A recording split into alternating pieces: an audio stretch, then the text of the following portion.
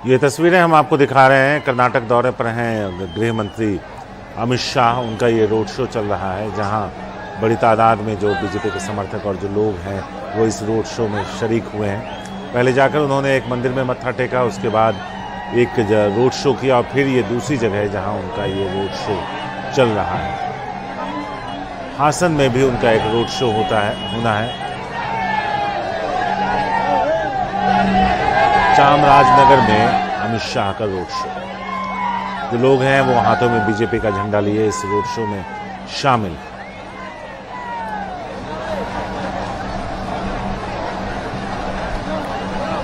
आज सुबह सबसे पहले वो मैसूर के चामुंडेश्वरी देवी मंदिर पहुंचे, वहां उन्होंने पूजा अर्चना की। उसके बाद चामराजनगर में रोड शो किया और फिर उनका हासन में एक रोड शो होना है। देखिए, road show old Mysore region में गुंडेलपेट नाम की जगह का है और ये जो इलाके हैं ये एक तरह से आप कह सकते हैं कि यहाँ पर अनुसूचित जाति और अनुसूचित जनजाति का काफी वोट है यहाँ पे। और यहाँ पर अमित शाह की एक बड़ी रैली है, इसमें कहीं कोई दो राय नहीं है। काफी लोग इकट्ठा हुए हैं, आप तस्वीरों में देख सकते हैं। तो ये ओल्ड मैसूर रीजन काफी महत्वपूर्ण है, इसलिए कि 61 सीटें हैं यहाँ पर और ये वोकलिगा का बेल्ट कहते हैं, यानी जेडीएस का पूरा बेल्ट यही है।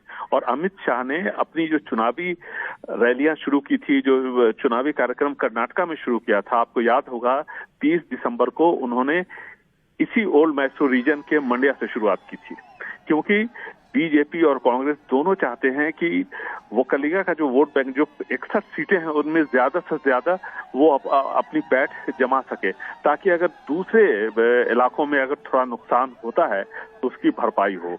और इसीलिए कांग्रेस भी इसी तरह की कोशिश कर रही है, जोर आजमाइश कर रही है। बीजेपी भी ऐसी जोर आजमाइश कर रही है और इसी के तहत इतनी बड़ी रैली यहाँ पर आप गुंडेलपेट इलाके में मैसूर चामराजनगर के बीच में आप देख रहे हैं और काफी लोग यहाँ इकट्ठा हुए हैं। तो आप देख रहे हैं कि किस तरह से ये जो रैली है। इसके बाद अमित शाह का और भी कार्यक्रम है। शाम में 6:30 बजे वो हुबली में एक प्रेस कॉन्फ्रेंस करने वाले हैं। ये सारी जानकारियां हैं यहाँ पे। आप देख रहे हैं कि किस तरह से जो रोड शो हो रहा है, उसके बाद और भी उनके कार्यक्रम है, किस तरह से वहां पर लोगों का उत्साह है, ये सब देखना है। लेकिन जो पूरा फोकस है वो इसी बात पर है कि वोकलिगा का ये बहुत ही मजबूत गढ़ है और जेडीएस को जितनी भी सीटें मिलती हैं वो यहीं से मिलती है। ज्यादातर आप देखेंगे कि जेडीएस और कांग्रेस के बीच में सीटों का यहाँ पर बंटवारा होता है और ऐसे में बीजेपी चाहती है कि वो अच्छा परफॉर्मेंस करे, ताकि अगर कहीं थोड़ी बहुत कमी बेशी हो सीटों की तो उसकी भरपाई यहाँ से हो जाए। इसलिए आप देखिए, राहुल गांधी की जो यात्रा, भारत जोड़ो यात्रा आई थी, वो इन्हीं रास्तों से होकर गुजरी थी। ज्यादातर ओल्ड मैसूर रीजन के इलाके से होते हुए फिर वो उत्तर कर्नाटक गई और फिर वहां से महाराष्ट्र में तेलंगाना होते हुए उसने एंट्री की थी। तो ये काफी महत्वपूर्ण इलाका है कांग्रेस के लिए भी, बीजेपी के लिए भी और जेडीएस का तो ये घर कहा ही जाता है, क्योंकि वोकलिगा जो कि लिंगायतों के बाद सबसे ज्यादा इनकी आबादी तकरीबन 16% के आसपास कही जाती है, वो सब इसी इलाके में कॉन्सेंट्रेटेड है और इसलिए काफी अहम है इन तीनों ही पार्टियों के लिए और खास करके जेडीएस और बीजेपी के लिए।